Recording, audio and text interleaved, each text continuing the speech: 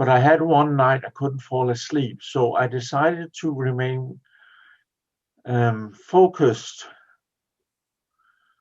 on the awareness and as it was drift into sleep. So I followed the mind back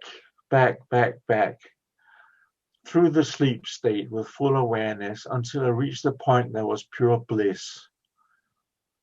And there was a flood of nectar from the brain into the body. It was really wonderful, but a very hard practice. It took like 4 hours, and I had to not move the body at all, because that brought me back to body consciousness and full awake.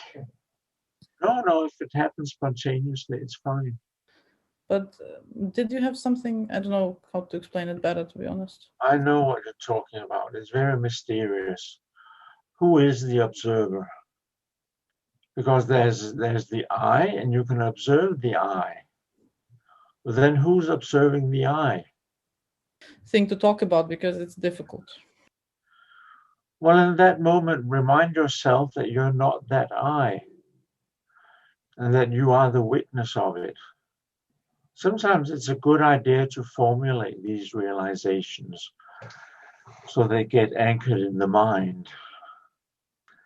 Well, I know exactly what you're talking about, and it is difficult to describe. But there is this sense of something manifest about the I, which isn't there with the witness or the observer. The observer is void. As soon as the I thought arises in the void, then you're back in the I. So the best thing is actually just to merge. Yeah. Stay a witness to the I, silent. Observe it silently. If you can do that for a prolonged period, you will go into samadhi. Whether the suffering is a big hindrance on the spiritual journey? No, not really. It depends on whether you identify with it or not. The problem with suffering is you can get a huge I complex around it, saying, oh, I am suffering. And that enhances ego structures. I said that the problem with suffering is you can get a huge ego structure around it, saying, I am suffering. You identify with the suffering. But the suffering itself is not a problem.